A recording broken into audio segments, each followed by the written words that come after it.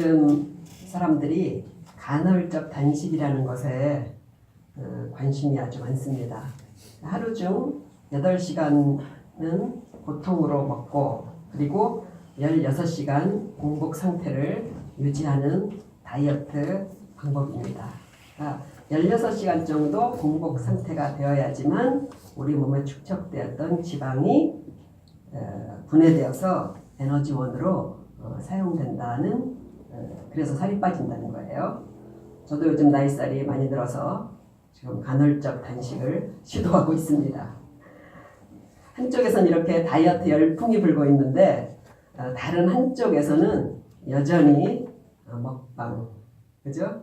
그리고 맛집 이런 프로그램이 또 인기입니다. 먹으려는 나와 빼려는 내가 갈등하는 것이 현대인들의 삶인 것 같아요. 냉장고만 열어봐도 또 고개만 돌려도 이렇게 먹을 것이 차고 넘치는 시대는 그렇게 오래되지 않았어요. 우리 어릴 때 우리 부모님의 세대만 하더라도 보릿고개가 있었잖아요. 그리고 또 어려운 집에서는 입을 덜려고 자식 하나를 남의 집에 수양딸로 보내는 일도 종종 있었습니다. 그러니 지금 우리가 읽은 이 예수님 시대에는 얼마나 먹고 사는 문제가 힘들었을까요?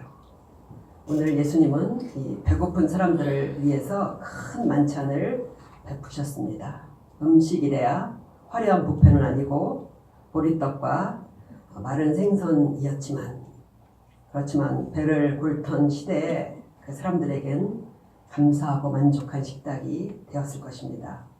예수님이 10,000명의 음식을 어떻게 준비하셨다고 합니까? 오늘 읽으신 말씀에서 보리떡 5개와 물고기 2마리로 먹이셨어요. 그러니까 4복음서에 각각 다른 예수님의 행적들을 기록하고 있는데 4군데에서 모두 기록하고 있는 기적은 이 오병이어의 기적밖에 없어요. 그러니까 이 기적이 단순한 그런 기적이 아니라는 걸 우리가 알 수 있죠. 그죠? 그래서 이 기적을 기록한 요한은 이것을 기적이라고 하지 않고 표적이라고 오늘 본 말씀 중에서 표적이라고 그렇게 썼습니다. 오늘 우리가 이 표적을 통해서 예수님께서 우리에게 주시려는 말씀을 하나도 빼지 않고 다 깨달으시고 그리고 주님의 은혜를 받으시는 시간이 되시기를 축복드립니다. 사복음서에 보면요. 이 기사를 약간씩 보충해서 다른 각도에서 표현을 했어요. 그래서 사복음서의 내용을 제가 전체적으로 이렇게 아울러서 말씀을 드리도록 하겠습니다. 먼저 이 표적의 의미는 인간의 삶이 결핍되다는 거예요. 인간의 결핍과 그리고 그들을 불쌍히 여기시는 예수님, 불쌍히 여기시는 하나님에 대해서 우리에게 보여줍니다. 오늘 이 배경은요. 예수님께서 사역을 하시는데 음식 먹을 겨를도 없이 바삐 움직이셨다고 해요. 그래서 잠시 제자들과 쉬기 위해서 배를 타고 갈릴리 건너편으로 빈들로 나가신 거예요. 그런데 마가복음을 보면요. 멀리서 예수님을 알아본 사람들이요. 사방 여러 고을에서 그들이 달려가서 예수님 일행보다 먼저 그곳에 도착해 있었다고 그렇게 기록합니다. 그러니까 쉬지를 못하시게 된 거예요. 그러니까 이 사람들이 이렇게 일상을 미루고 사람들이 일상을 뒤로 미룬다는 것은 어떤 의미예요? 다급한 일이거나 중요한 일일 경우잖아요. 오늘 예수님을 따라온 이 군중들은요. 하루 벌어서 하루 먹던 사람들이 대부분이었습니다. 로마 식민 치하에 있던 서민들이잖아요. 그러니까 오늘 하루 일하지 않으면 내일 먹을 음식을 사지 못할 사람들도 많았을 거예요. 그런데도 불구하고 예수님께서 가시는 곳마다 이 가난한 사람들은 구름대처럼 몰려들었어요. 성경에 보면 사흘 동안 예수님을 따라다녔다는 그런 기록도 있습니다.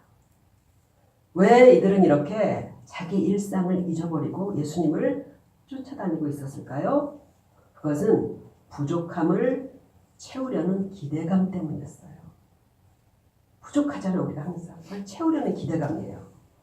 정말 희망이라고는 찾아볼 수 없는 참담한 현실이 혹시 달라질지도 모른다는 기대감에서 주님을 따랐을 것이에요. 그러니까 힘들여 번 돈을 세금으로 다 떼가잖아요. 로마 당국에서. 그 로마의 속박에서 구원해 줄 사람이길 기대하는 것이죠. 예수님이 병자를 고치신다는 소문을 듣고 병을 좀 고쳐보려고 온 사람들도 물론 있었습니다. 어떤 사람은 인생의 회의를 느꼈을지도 몰라요. 산다는 게 이게 단가? 산다는 게 이게 단가? 저분은 하나님의 나라에 대해서 가르치신다던데 하나같이 이런 마음의 갈증과 결핍을 채우기 위해서 예수님 앞에 모이려온 것입니다. 하나님 앞에 나온 우리는 어떨까요? 저는 크게 다르지 않다고 봅니다. 우리도 다 결핍이 있어서 하나님 앞에 나오게 된 것이잖아요. 간혹 호기심 반, 지인의 간청 반으로 교회에 나오시는 분들이 있습니다. 그런데 대개는 몇 번 나오다가 특별한 것을 찾지 못하고 발길을 돌립니다. 우리 교회도 그러신 분들이 많이 있으셨잖아요. 그죠? 교회는 물론 특별한 것을 주지만 그걸 알기까지 시간을 견디는 사람은 없습니다. 그래도 우리가 오래 교회를 나옴으로써 신앙의 참 실체, 신앙의 실체를 알 수 있게 된 것은 그것이 어떤 종류이건 해결되지 않은 목마름이 계속 있었기 때문이라고 저는 생각을 해요. 그런 의미에서 우리를 예수님에게서 떨어져 나가지 않게 하는 결핍, 목마름, 간절함이 있다면 그것은 복입니다. 반드시 그것으로 인해서 우리는 예수님의 영광을 보게 될 줄로 믿습니다. 각자의 기대와 그리고 갈망을 안고 몰려오는 사람들을 예수님께서 바라보셨다고 오늘 읽은 본문에 나오죠. 마가복음은 이때 예수님 마음을 이렇게 기록하고 있어요. 그 목자 없는 양 같음으로 인하여 불쌍히 여기사.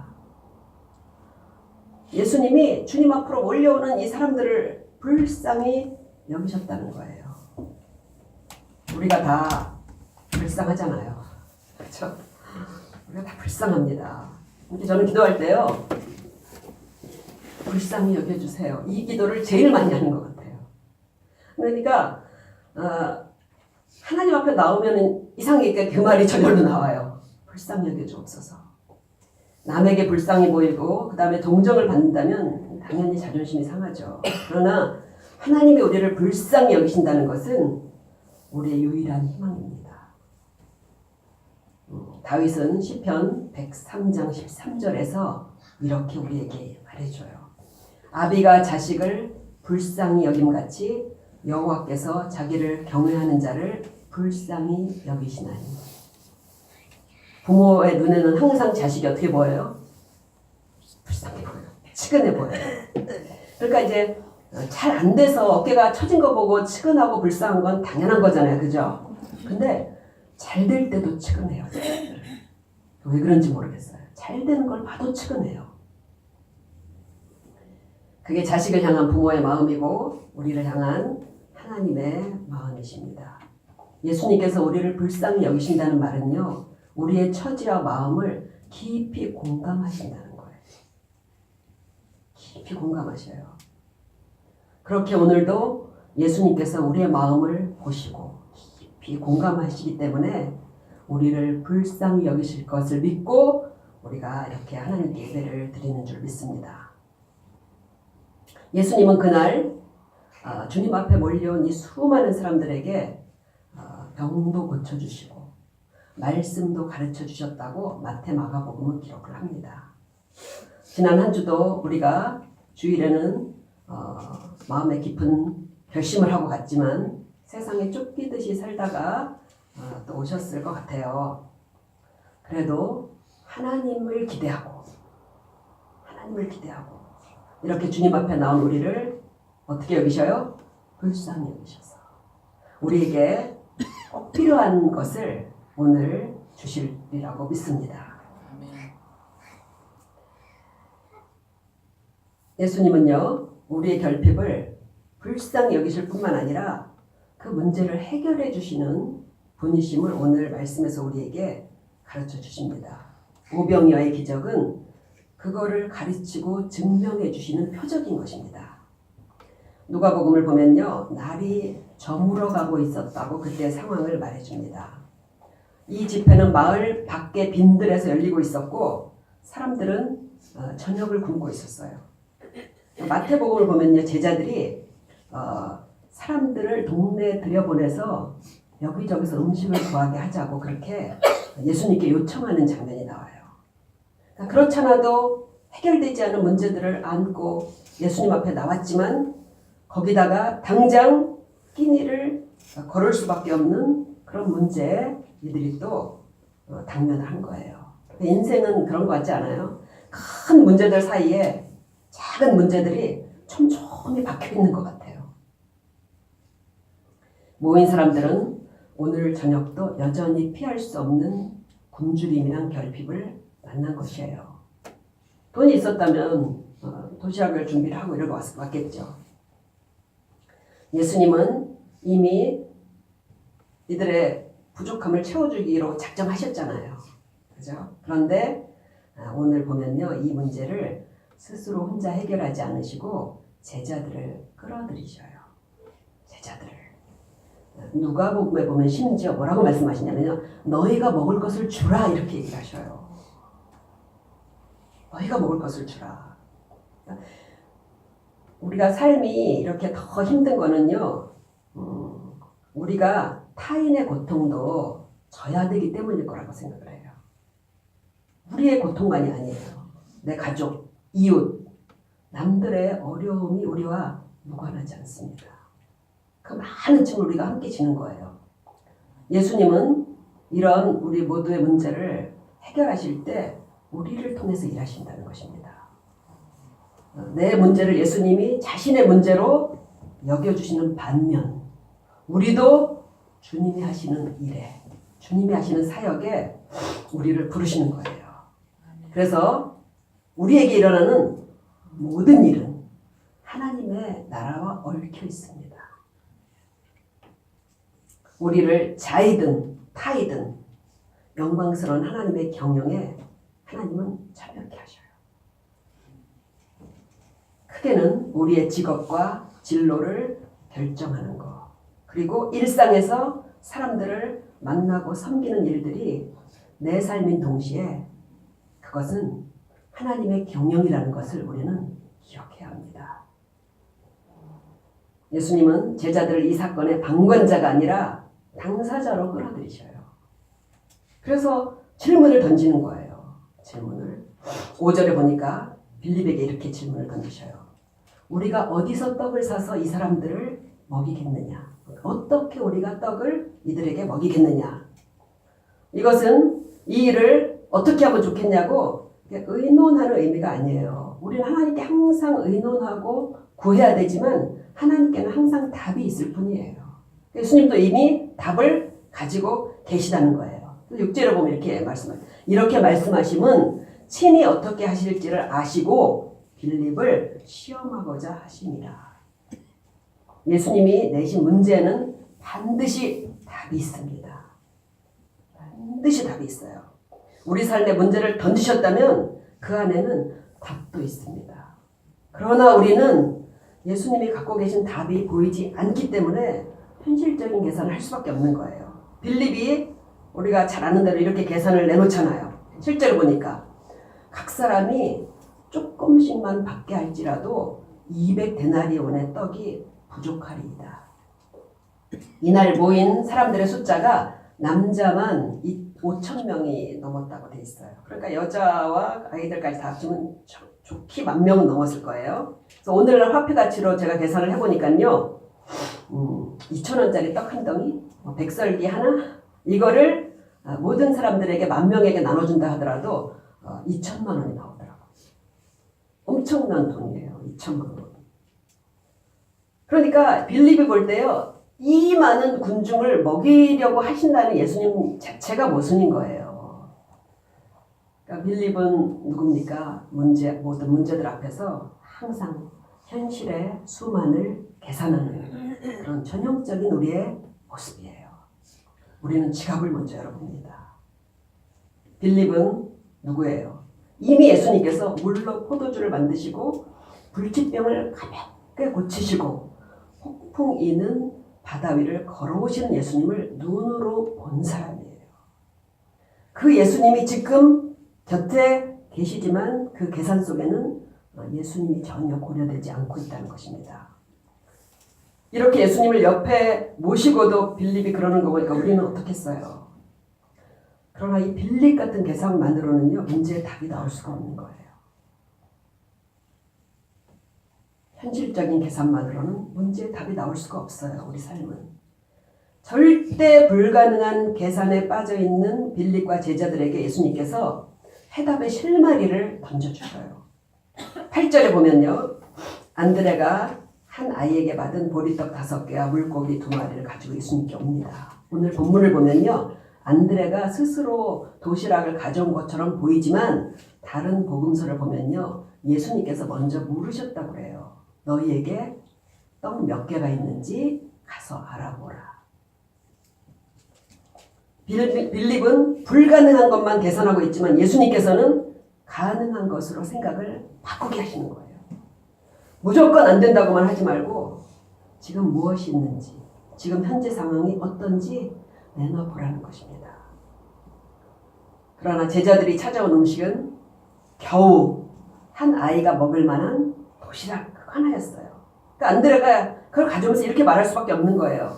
그것이 이 많은 사람에게 얼마나 되겠사옵나이까. 그걸 누구 코에 붙이냐는 거죠. 우리가 이렇게 문제들을 해결해 나가고 당면한 삶을 살아갈 때요. 우리가 가진 것은 10,000명 앞에 도시락 1인분 정도처럼 그렇게 부족할지 모르겠습니다. 우리의 100세 노후를 생각한다면요. 우리 가진 돈도 그리고 건강도 10,000명 앞에 도시락 1인분 같을 것 같아요. 청년들도 그런 마음일 것 같습니다. 그러니까 결혼도 출산도 엄두를 못 내졌다고 하잖아요. 꿈은 있지만 실력은 부족하고 장래 계획은 있지만 실행할 여력이 없는 현실이 보리떡처럼 초라한 거예요. 그러니까 남들 앞에 우리의 형편을 우리는 정말 솔직하게 내놓기가 사실 참 부끄러울 지경입니다. 제자들이 그 보리떡 5개 들고 와서 정말 민망해 하잖아요. 그죠? 그러나 예수님은 이걸 갖고 문제를 해결하시는 것이 않는 것입니다. 하나님은 물론 우리의 삶을 합리적으로 살아가게 인도하셔요. 빌립에게 2,000만 원이 있었으면 당연히 그걸로 굶주린 사람들의 식탁을 차렸을 것입니다. 그러나 설령 그것이 없다 할지라도 하나님은 해결하실 수 있다는 것이에요. 우리는 먼저 지갑을 열어보고 현실의 모든 수를 계산하고 한숨을 쉬지만 가진 조건대로 일이 성취되는 건 아닙니다. 진짜 하나님의 뜻은 오히려 형편과 조건을 뛰어넘어서 이루어지는 때가 훨씬 더 많아요. 우리가 가진 것만으로 살아오지 않았잖아요. 그래서 새해부터 우리는 계속 하나님 앞에 나가 기도할 것을 되새기고 또 다짐하는 것입니다. 모든 문제 앞에서 합리적인 계산은 당연하고 해야 돼요. 그런데 그걸로는 당연히 문제가 해결되지 않는다는 거예요. 해결될 것 같으면 문제도 아니죠. 그래서 우리는 하나님께 나가는 것입니다. 하나님은 지금 너에게 있는 게 무엇인지 내놔보라고 하실 거예요. 우리는 지금 있는 작은 것들을 무시하면 안 됩니다. 내 작은 믿음, 작은 물질, 작은 재능, 작은 건강, 작은 징조들 이런 걸 긍정적으로 우리가 봐야 돼요. 그래서 그걸 하나님께 고백해야 돼요. 이게 내 문제를 해결하는데 얼마나 되겠습니까? 그러나 하나님의 방법을 가르쳐 주십시오. 이렇게 기도하는 거예요. 그러니까 기도는요. 일단 구하고 보는 거예요. 기도는 하나님과 교제예요. 그런데 구하면서 교제하는 거예요. 구하면서 하나님의 공감을 구하고 하나님의 방법을 구하고 그게 기도하는 거잖아요. 우리가 사람들하고 교제도 그렇잖아요. 그죠? 만나서 의견을 얘기하고 공감을 구하고 그게 교제죠. 그죠?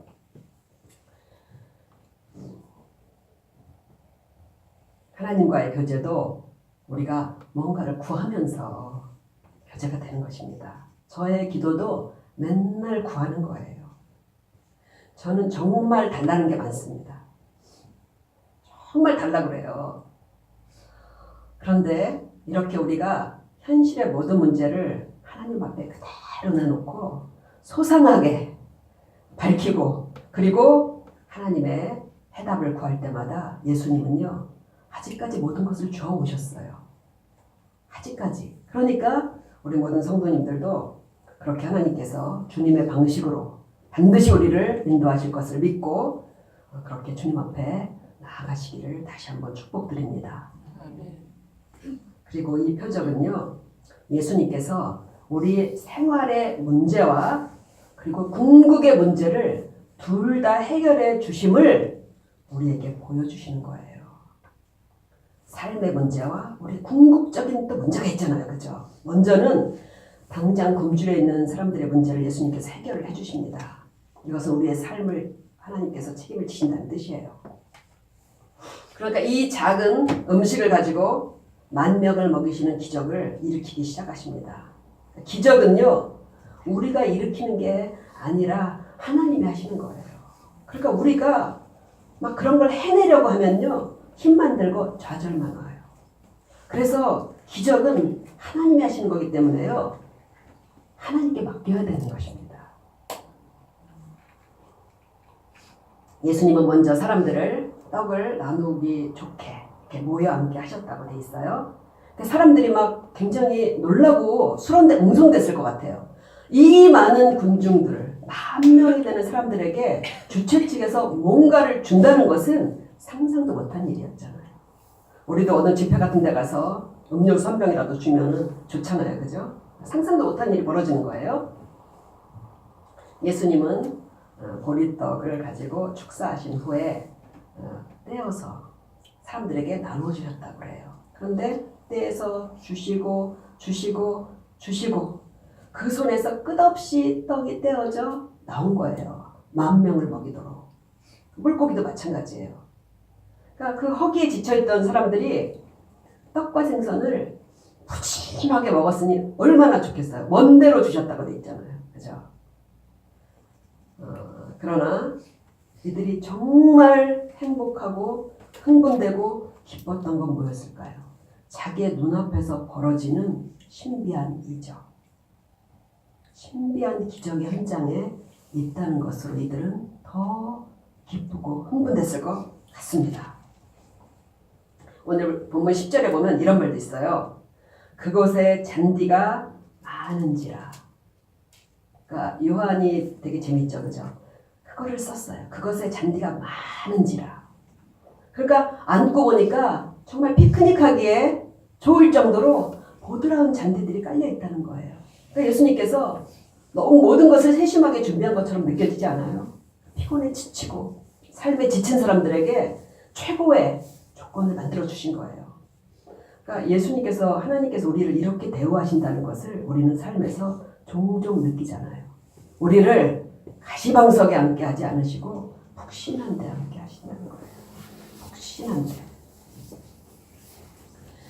이 광경을 생각하면 예수님께서 하신 말씀이 떠오릅니다. 내가 온 것은 양으로 생명을 얻게 하고 더욱 풍성히 얻게 하려 함이라.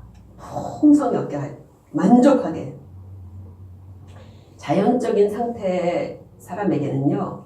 풍성함, 만족함이란 말은 말로만 존재하지 실제로는요. 그런 실체는 없어요. 풍성함, 만족함 이런 게 사실은 사람들에게 없다는 거예요. 그러니까 재벌이라고 가진 게 만족하게 해서 돈이 얼마나 많아요. 그죠? 근데 만족을 안 한다는 거예요. 그러니까 있는 게 이제 충분하다. 그러면요. 뭐하러 그렇게 막 탈세하고 그죠? 하청 업체들을 막 알겨먹고 그러잖아요. 치사하게 그 대기업들이 왜 그러겠어요? 만족하지 않다는 거예요. 돈만 그런 게 아닙니다. 연인끼리 왜 다툽니까? 가족들끼리 왜 갈등을 일으켜요?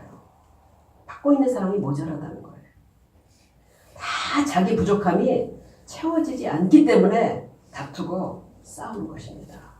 공부도 실력도 재능도 하면 할수록 정말 만족이란 게 없다는 걸 알게 돼요. 무엇을 하든요 우리는요 진짜 만족이란 걸 알 수 없어요. 그러니까 예수님을 만나지 않는 사람에게 예수님을 만나지 않는 한 참 풍성하다, 만족스럽다 그런 삶은 없다는 것입니다. 그런 삶은 없어요. 우리 어린이들, 청소년들, 우리 청장년 성도님들, 노년 성도까지 정말 예수님께서 주시는 이런 풍성한 삶을 꼭 체험하며 살아가시기를 축복드립니다. 아멘. 저도 청년 시절에 예수님을 믿었는데요. 돌이켜보면요. 청년 시절부터 이 장년에 이르기까지요. 정말 점점점 더 축복을 꾹꾹 눌러서 부어주셨다는 것을 저는 그걸 알고 있어요. 저한테는요. 복 주시는 하나님이 더 친숙해요. 하나님은 제 머릿속에는 그 하나님은 복 주시는 하나님. 그게 더 친숙하다는 거예요. 물론 지금같이 은퇴한 후에는 언제까지 모든 재산이 늘어나고 모든 것이 확장되는 때는 아니에요. 재산뿐만이 아닙니다. 건강이나 사회생활도 다 축소되어 가요.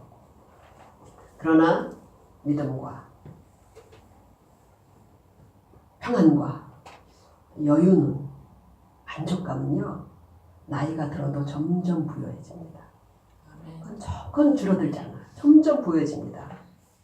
이렇게 평생 하나님을 신실하게 따르는 우리 모두에게 예수님께서는 이 삶의 결핍을 겨우 채워주실 뿐만 아니라 점점 더 풍성히 축복해 주신다는 것을 믿으시고 힘을 내시기를 바랍니다. 아멘. 아멘. 그런데 이 오병이어의 기적 속에는요. 단지 이런 실용적인 해석만 있는 건 아니에요. 이런 건 우리 삶의 실용적인 해석이죠. 그죠? 성경에 보면요. 모든 사건들 속에는요. 다 영적인 뜻이 있어요. 하나님과 관계된 영적인 뜻이 있어요. 그러니까 우리에게 일어난 일들에도 다 하나님의 뜻이 있습니다. 그러니까 우리 문제를 놓고도 신앙적으로 해석하는 것이 필요한 거예요. 오늘 이 기적의 그 영적인 의미를 알려주는 단서는 4절에 있어요. 4절에. 오늘 4절을 보면요. 뭐라고 되어 있냐면요. 마침 유대인의 명절인 유월절이 가까운지라. 마침 유월절이 왔어요.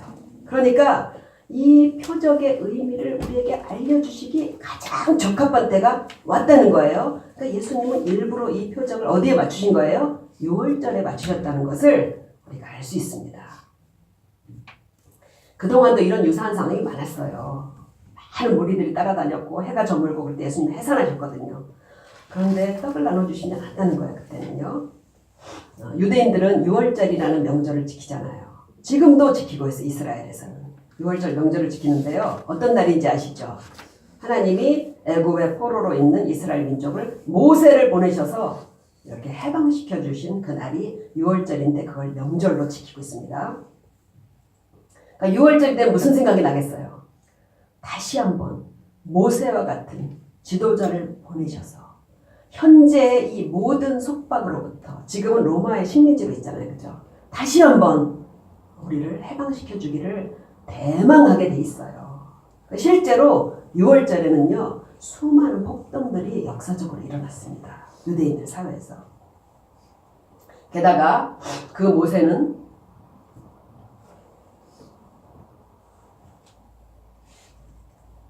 신명기에서 후손들에게 이런 말을 남겼어요. 모세가 후손들에게 유언을 합니다. 네 하나님 여호와께서 너의 형제 중에서 나와 같은 선지자 하나를 너를 위하여 일으키리니 너희는 그를 들을지니라. 나 같은 선지자 누구 몇 명? 하나를 너희를 위해서 일으키니 너희는 그 말을 들으라는 거예요. 그래서 유대인들은 모세가 말한 그 선지자를 구원자, 그 선지자를 기다렸다는 거예요. 근데 예수님께서 지금 떡을 만들어내는 기적을 보고 모세의 말을 기억했다는 거예요. 그래서 오늘 읽은 본문 14절을 보면 이렇게 얘기를 합니다. 그 사람들이 예수께서 행하신 이 표적을 보고 말하되 이는 참으로 세상에 오실 그 선지자라 하더라. 지금 예수님을 모세가 얘기했던 그 선지자가 아니냐고 지금 술렁거리고 있는 거예요. 모세와 함께 출애굽한 뒤에 광야에서 기적의 만나를 먹은 것과 지금 떡을 먹은 것도 매치가 되잖아요. 그래서 오늘 15절을 보면요. 군중들이 예수님을 억지로 붙들어서 임금으로 삼으려고 했다고 나옵니다. 혁명을 일으키자는 거예요. 여기서 우리는 예수님이 오신 목적과 사람이 원하는 게 얼마나 다른지를 알 수 있어요. 예수님은 단지 이 땅에 여러 가지 곤궁과 억압에서 우리를 구원하기 위해 오신 메시아가 아닙니다. 예수님을 믿는 자들에게 사망과 죄의 포로에서 풀어주시고 영원한 자유민으로 하나님을 섬기게 하기 위해서 오신 것입니다. 그래서 이 기적 뒤에요. 예수님께서 이 의미를요. 사실 해설을 해주셔요. 그게 길어요. 6장 전체가 끝까지 그거예요. 길어요. 이런 말씀 하시는 거예요. 나는 생명의 떡이니 내게 오는 자는 결코 줄이지 아니할 터이요. 너희들 떡 먹으면 또 배고프다는 거예요. 너희들이 문제 해결되면 또 해결해야 될 문제가 온다는 거예요. 나를 믿는 자는 영원히 목마르지 아니하리라. 예수님을 믿을 때, 예수님 앞에 올 때, 예수님의 생명의 떡으로 취할 때 영원히 굶주리지 않고 목마르지 않다는 것입니다. 아직도 혹시 뭔가에 목마르세요? 우리 영혼의 갈증이라는 게 있잖아요. 목마름, 그죠? 예수님 앞에 가면요, 정말 신비하게 이런 근원적인 갈증이 사라진다는 거예요. 아직까지 내 마음에 어떤 그 갈증, 그런 목마름, 근원적인 그런 게 있다면요, 예수님을 생명의 떡으로 받으시기를 주님의 이름으로 축복드립니다. 예수님을 받으셔야 돼요. 그러나 이 진실을 가르쳐 주시는 예수님의 말씀이 끝난 뒤에 상황은 급반전돼요. 상황이 완전히 뒤집어집니다. 그러니까 예수님을 왕으로 삼으려던 군중들이요, 예수님의 말씀에 적대감을 드러내고 화를 내면서 떠난다는 거예요. 그러니까 그들이 원한 거는 현세의 떡이지 생명의 떡이 아니었던 거라는 거예요. 심지어 가까이서 예수님을 따르는 그런 많은 제자들도 예수님 곁을 떠납니다. 그래서 6장 66절에 보면요, 이런 말이 있어요. 그때부터 바로 이 생명의 떡 이후에 그의 제자 중에서 많은 사람이 떠나가고 다시 그와 함께 다니지 아니하더라. 다시는 예수님 곁에 안 왔다는 거예요. 오늘 예수님이 행하신 기적이 단지 현세의 문제를 해결해 주신다는 것으로만 이해하면 안 되는 이유입니다. 그렇게 이해하면요, 떠난다는 거예요. 이 기적은 예수님이 스스로 생명의 떡이 되셔서 자신을 우리에게 떼어주심으로 다시는 목마르지 않는 영원한 생명을 소유하게 하신다는 것이 이게 주님의 기적의 가장 중요한 뜻입니다. 우리는 다 뭔가 필요해서 처음에 주님 앞에 나왔을 거예요. 뭔가 목마름이 있어요. 결핍되고. 그러나 우리가 그걸 구하고 얻기 위해서 계속 예수님을 찾고 하나님 앞에 나오는 가운데 반드시 주님이 그 이상을 주시는다는 것을 깨달아야 합니다. 그걸 받으셔야 되는 거예요. 영원히 이제는 더 이상 목마르지 않는 영생을 내가 얻었다. 그것을 반드시 받으셔야 됩니다. 네, 다 받으셨기를 축복드립니다. 말씀을 마치겠습니다. 매일매일 당하는 여러 가지 어려움과 시험과 시련은 우리를 얼마나 지치고 힘들게 하는지 모릅니다. 때로 사람들이 고난이 축복이라고 이렇게 말을 하면 참 미워져요. 그러나 예수님 안에서라면요, 어떤 문제든 반드시 답이 있습니다. 어떤 문제든 답이 있어요. 우리의 형편이 지금 어떻든, 지금 문제를 헤쳐나게 하기엔 내게 있는 것들이 너무나 작다 한들, 우리를 오늘 말씀을 통해서 불쌍히 여기시는 게 우리의 무기예요.